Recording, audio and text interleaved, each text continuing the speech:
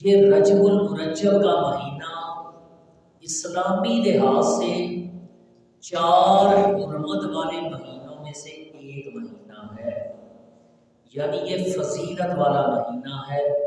اسلام سے پہلے بھی عربوں میں اس مہینے کو حرمت والا مہینہ خیال کیا جاتا تھا اور اس مہینے کی تعظیم کی جاتی تھی۔ اسلام میں بھی اس تعظیم کو برقرار رکھا گیا، اور بزرگ تو فرماتے ہیں کہ رجب جو ہے یہ نیکیوں کا بیج بونے کا مہینہ ہے۔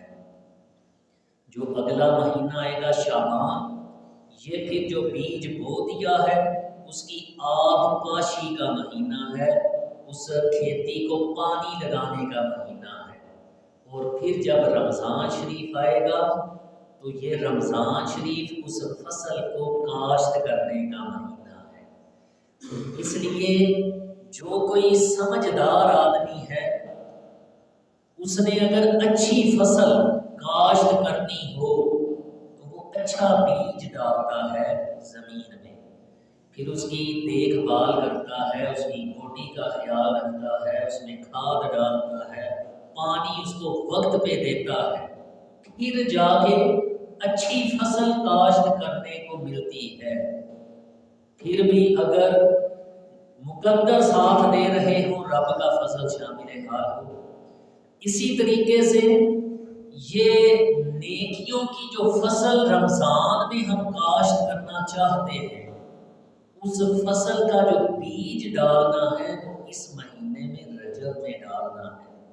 اس لیے اسے بیج بونے کا مہینہ کہا جاتا ہے، یعنی اس مہینے میں ہمیں نیکیوں کی طرف رغبت ہماری زیادہ بڑھ جانی چاہیے، اور رمضان شریف کے استقبال کے طور پہ اس ماہ رجب سے ہی اپنے جسم کو عبادت کا عادی بنانا شروع کر دینا چاہیے، تاکہ رمضان شریف کے آنے تک جسم جو فرض عبادات ہیں ان کے ساتھ ساتھ نفلی عبادات کا عادی ہو چکا ہو۔ اس وقت نماز تراویح پڑھنا آسان ہو جائے، وہ اتنی دیر کھڑے ہونا مشکل نہ لگے، روزے رکھنے آسان ہو جائے، تہجد کی نماز پڑھنا وہ مشکل نہ لگے، یہ جسم عادی ہو جائے رمضان کے آنے سے پہلے، تو یہ 2 مہینے اس طرح یہ پریکٹس کر کے، ریاسل کر کے، مشق کر کے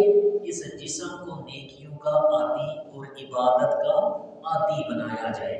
اور میرے شیخ طریقت امیر اہل سنت مولانا محمد الیاس قادری دامت برکاتہ العالیہ، آپ اس رجب کے مہینے کے بارے میں فرمایا کرتے ہیں، فرماتے ہیں کہ رجب کا مہینہ یہ رمضان شریف کے لیے پھاٹک ہے۔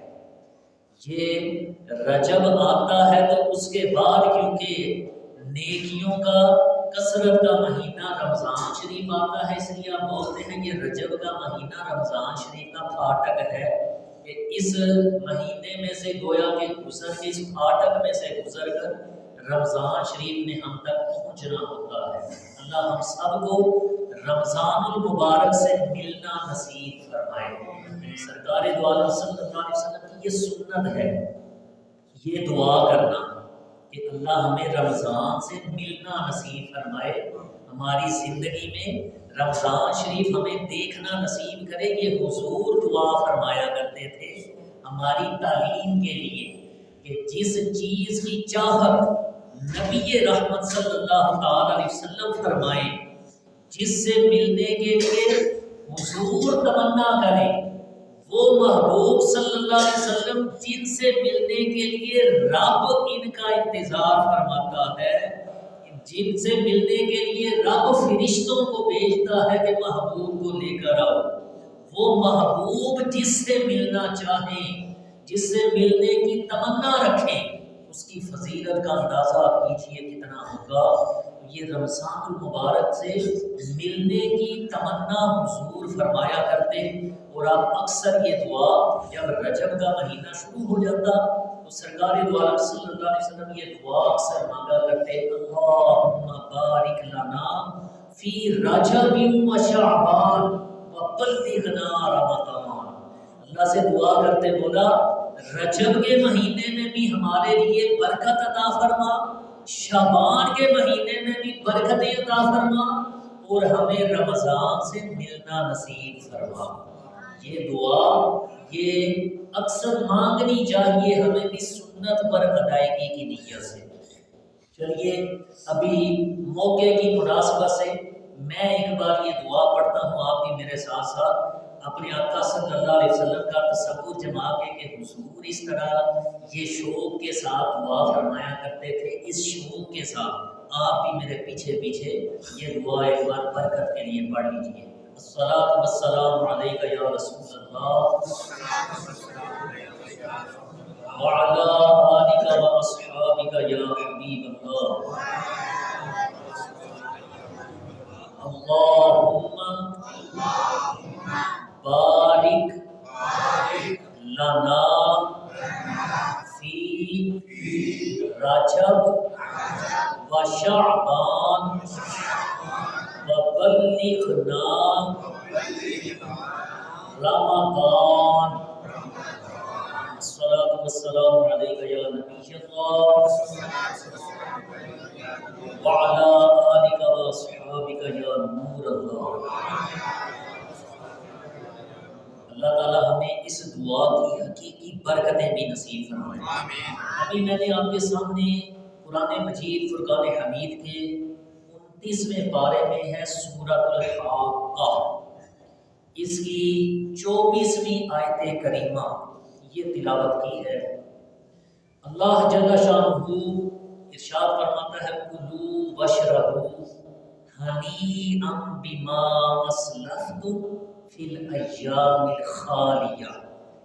ارشاد فرماتا ہے کہ گزرے ہوئے جو پچھلے دن ہیں ان میں جو تم نے آگے بھیجا اس سے اس کی برکت سے خوشگواری کے ساتھ اچھے انداز کے ساتھ کھاؤ اور پیو۔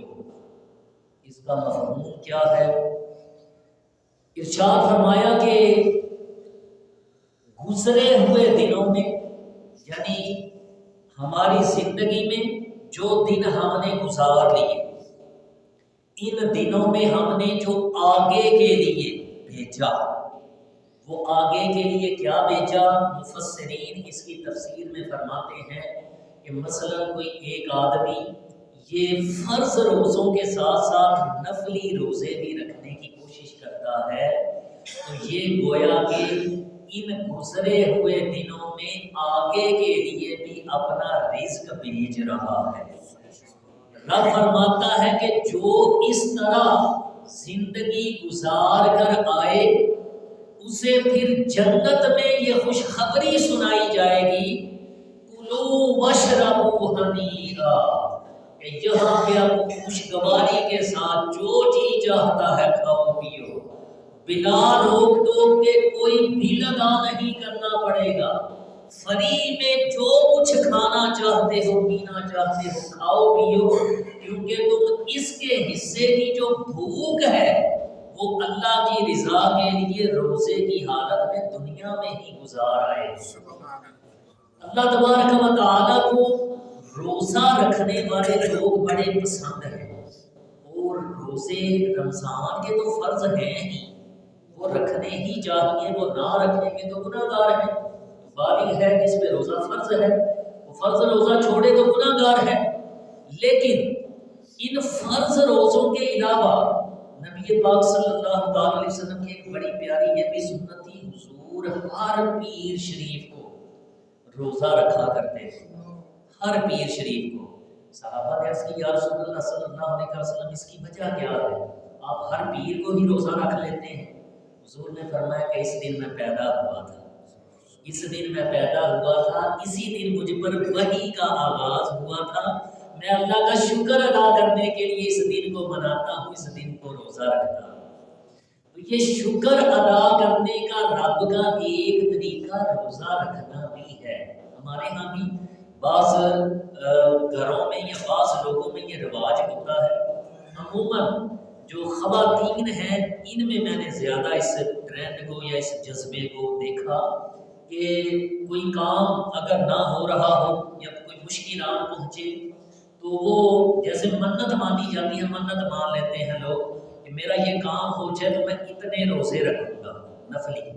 تو یہ روزے رکھنا یہ اللہ تبارک و تعالیٰ کو بھی محبوب ہے، پسندیدہ عمل ہے رب کا، اور فرض روزوں کے علاوہ نفلی روزے بھی رکھنے کی کوشش کرنی چاہیے۔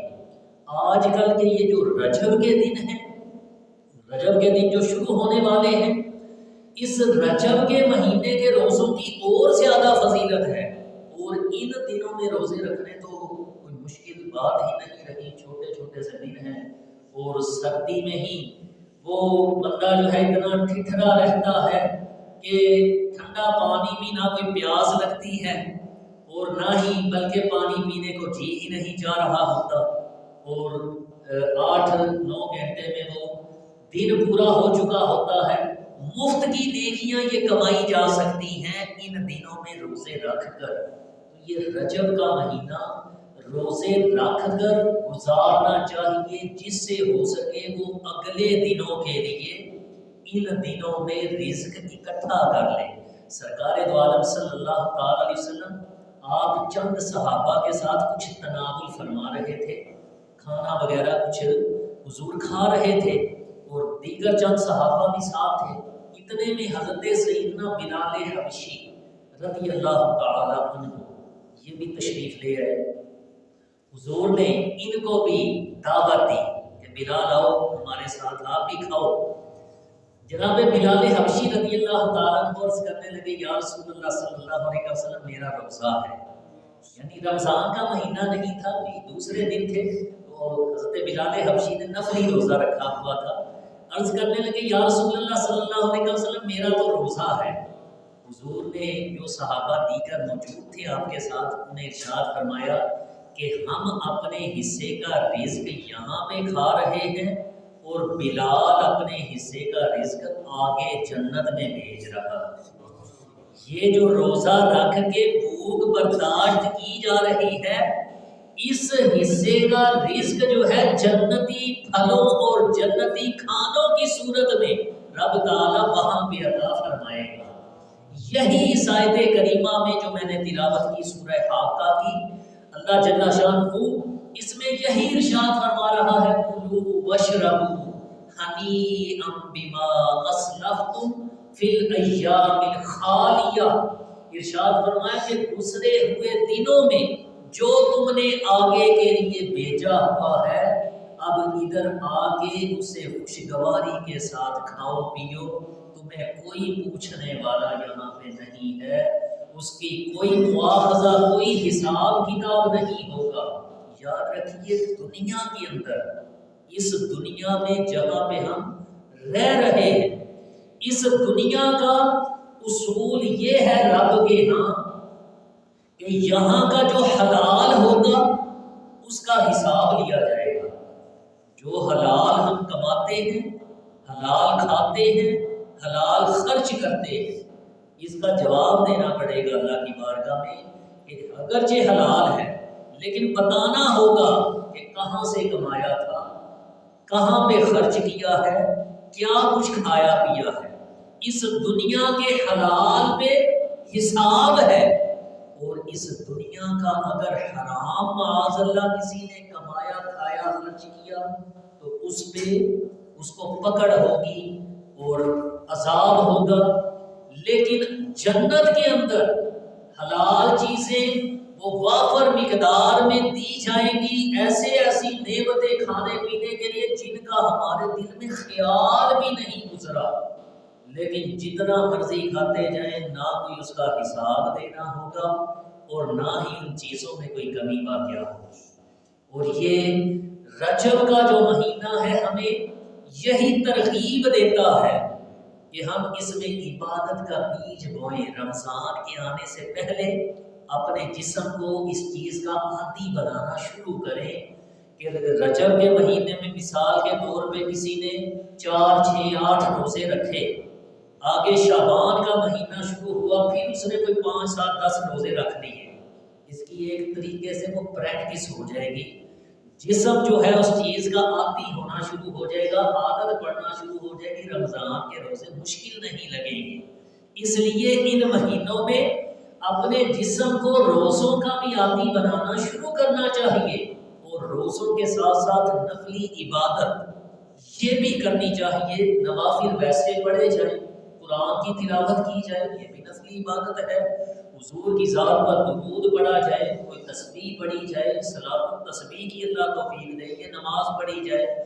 یوں فرض عبادتوں کے علاوہ نفلی عبادات کی طرف دھیان کر کے بندہ اس کا اپنے آپ کو عادی بنائے تو اس کی برکتیں رمضان شریف میں اس کو نیکیوں کی وہ عظیم الشان فصل کاشت کرنے کی صورت میں نصیب ہوگی، اور اللہ کی حقیقی رحمتیں جو رمضان المبارک میں چھما چھم برستی ہیں ان سے اسے حصہ لینا نصیب ہوگا، جو رجب اور شعبان میں ہی اپنی عبادات کا ذوق بڑھانا شروع کر دیتے ہیں۔ اللہ ہمیں بھی یہ سعادت نصیب فرمائے۔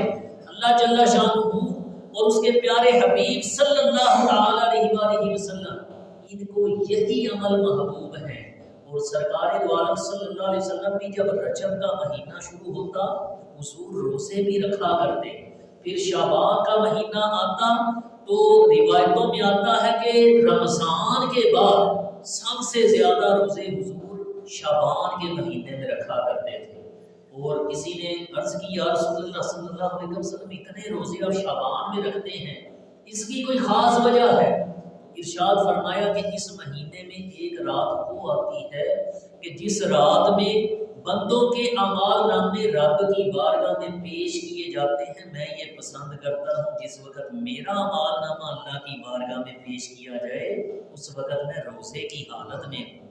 نفلی روزوں سے سرکار دو عالم صلی اللہ تعالی علیہ وسلم کو اس قدر پیار تھا، اور اپنے آپ کو اس چیز کا عادی بنانے کے لیے ان فضیلتوں پہ نظر رکھنی چاہیے۔ جناب حضرت سیدنا عیسیٰ روح اللہ علیہ السلام ایک بار آپ کہیں تشریف لیے جا رہے تھے، ایک پہاڑی راستے سے گزر ہوا تو دیکھا کہ پہاڑی سلسلہ ہے، دیگر پہاڑ وہ پتھروں کے مٹی کے ایک جیسے نظر آ رہے ہیں، لیکن ان پہاڑوں میں ایک جو پہاڑ ہے یہ ان میں بڑا منفرد سا نظر آ رہا ہے۔ جب اس کے قریب ہوئے تو آپ اللہ کے نبی علیہ السلام ہیں، آپ نے نگاہ نبوت سے دیکھا کہ پہاڑ پر جیسے نور کی بارش ہو رہی ہے۔ بڑے حیران ہوئے کہ اس پہاڑ میں کوئی ایسا راز ضرور چھپا ہے کہ جس کی وجہ سے دیگر پہاڑوں سے یہ ممتاز ہو گیا ہے، منفرد ہو گیا ہے۔ اللہ کی بارگاہ میں عرض گزار ہوئے مولا اس پہاڑ پر تیری انوار و تجلیات اور نور اور رحمتوں کی برسات نظر آئی ہے، اس کی کوئی خاص وجہ ہے؟ مالک کی طرف سے جواب ملا کہ اے نبی علیہ السلام، ہاں اس کے اندر ہمارا ایک برگزیدہ بندہ موجود ہے، ہمارا ایک مقبول بندہ وہ اس پہاڑ کے اندر موجود ہے۔ ہمارے اس بندے پر جو ہماری رحمتیں اتر رہی ہیں وہ آپ نے ملاحظہ کی ہیں، ان انوار و تجلیات کو دیکھا ہے۔ یہاں پہ میں ایک چھوٹی سی بات یہ ساتھ عرض کرتا چلوں کہ جہاں اللہ کے نیک بندے ہوں وہاں پہ اللہ کی یوں رحمتیں اور اس کے انوار و تجلیات برستے ہیں۔ بعض لوگ ہمیں یہ سوال کرتے ہیں جی آپ مزاروں پہ کیوں جاتے ہیں؟ آپ کی کیا رب یہاں پہ نہیں سنتا؟ آپ داتا صاحب جا کے دعا مانگتے ہیں، بابا فرید کے مزار پہ جاتے ہیں، گولڑا شریف جاتے ہیں، رب تو ہر جگہ سنتا ہے، آپ ادھر کیوں جاتے ہیں؟ انہیں میں اسی روایت کے مطابق یہ جواب دیا کرتا ہوں کہ رب یقیناً ہر جگہ سے سنتا ہے، اس کی تو شان یہ ہے، وہ فرماتا ہے وَنَحْنُ أَقْرَبُ إِلَيْهِ مِنْ حَبْلِ الْوَرِيدِ، فرماتا ہے کہ ہم انسان کی شہ رگ سے بھی زیادہ قریب ہیں۔ اس مالک کے سننے میں، اس کے قبول کرنے میں کوئی شک شبہ نہیں، لیکن ہم کیوں جاتے ہیں داتا صاحب کے پاس مختلف مزاروں پہ؟ اس لیے کہ اللہ کی خاص رحمتیں اور انوار و تجلیات ان اللہ کے مقبول بندوں پر اتر رہی ہوتی ہیں۔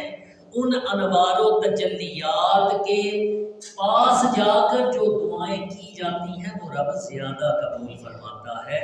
ان رحمتوں میں سے ہم بھی حصہ لینے کے لیے وہاں پہ حاضری دیتے ہیں، اور دینی چاہیے، یہ کوئی ناجائز عمل نہیں ہے۔ بہرحال سیدنا عیسیٰ روح اللہ علیہ السلام، آپ کو جب اللہ کی طرف سے یہ جواب ملا کہ پہاڑ کے اندر اللہ کا کوئی نیک بندہ ہے جس کی وجہ سے پورا پہاڑ نورانی بنا دیا گیا ہے، اس میں نور کی بارش ہو رہی ہے، آپ کو اس بندے سے ملنے کا اشتیاق ہوا، دل میں شوق پیدا ہوا کہ ایسا نیک آدمی جس پر اللہ کی اتنی رحمتیں برس رہی ہیں، اس سے ایک ملاقات ہی ہو جائے۔ اللہ سے عرض کرنے لگے، مولا اگر اس بندے سے ایک ملاقات میری کروا دی جائے۔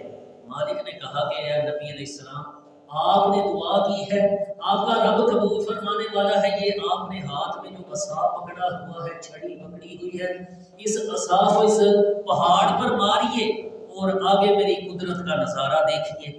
عیسیٰ علیہ السلام نے جب اس پہاڑ پر یہ عصا مارا، اللہ کی قدرت سے وہ پہاڑ شق ہوا، اندر سے ایک نورانی چہرے والے بزرگ نمودار ہوئے، سلام دعا ہوئی۔ حضرت عیسیٰ علیہ السلام نے اس نیک آدمی سے پوچھا کہ تم کون ہو اور کب سے اس پہاڑ کے اندر ہو؟ اس نے کہا جی میں حضرت موسیٰ علیہ السلام کا امتی ہوں، حضرت موسیٰ علیہ السلام کا امتی ہوں، اور اس وقت سے اس پہاڑ کے اندر ہوں۔ تیرا کام کیا ہے؟ میں بس دن رات میں اللہ اللہ کر رہا ہوں، اللہ کی عبادت دن رات کر رہا ہوں، اس مالک نے بس میری یہی ڈیوٹی لگائی ہے اس پہاڑ کے اندر۔ میں نے اس اللہ پاک کی بارگاہ میں دعا کی ہوئی ہے کہ مولا مجھے طویل زندگی عطا فرمانا اور مجھے اپنی عبادت کی ایسی توفیق عطا فرمانا۔ اس مالک نے ایسا کرم کر دیا ہے۔ حضرت عیسیٰ علیہ السلام بڑے حیران ہوئے کہ تقریباً 600 سال سے یہ بندہ دن رات یوں عبادت میں مشغول ہے، اتنا نیک آدمی، اتنا نیک آدمی، نہ کوئی کہیں پہ ڈیوٹی کرنے کی فکر، نہ بال بچے کے لیے کوئی وقت دینا پڑتا ہے، نہ کسی سے گپے مارتا ہے، نہ چگلی، نہ غیبت، نہ جھوٹ، نہ اور کوئی دنیا کا کام، نہ سوتا ہے، بلکہ مسلسل یہ اللہ کے ذکر میں ہی 600 سال سے مشغول ہے۔ اللہ کی ایسی قدرت، اتنا نیک آدمی۔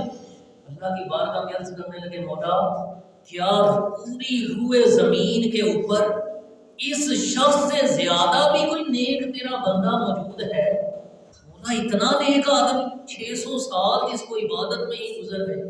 رب تعالیٰ نے وحی فرمائی، عیسیٰ علیہ السلام میرے محبوب صلی اللہ تعالی علیہ وسلم کا کوئی امتی، حضور کے امتیوں کان کھول کے سنو اور دل میں ناز کرو حضور کے امتی ہونے پہ۔ رب فرماتا ہے عیسیٰ علیہ السلام میرے محبوب کا کوئی امتی جب اس کی زندگی میں رجب کا مہینہ آ جائے، وہ اس رجب کے مہینے میں اگر ایک روزہ رکھ لے تو میرے نزدیک اس سے زیادہ عبادت گزار ہے، اس سے زیادہ مرتبے والا ہے۔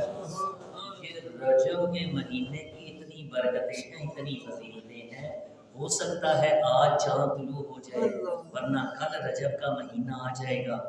رجب کے مہینے میں کوشش فرمائیں جتنے نفلی روزے رکھ سکتے ہیں رکھ کر اللہ کا قرب حاصل کیا جائے، اس کے محبوب صلی اللہ علیہ وسلم کی سنت پر عمل کیا جائے، اپنے آپ کو رمضان المبارک کے استقبال کے لیے تیار کیا جائے۔ اسی طرح دیگر نفلی عبادتیں رجب کے مہینے میں یہ کثرت سے کرنے کی کوشش کریں۔ اللہ ہم سب کو عمل کی توفیق عطا فرمائے۔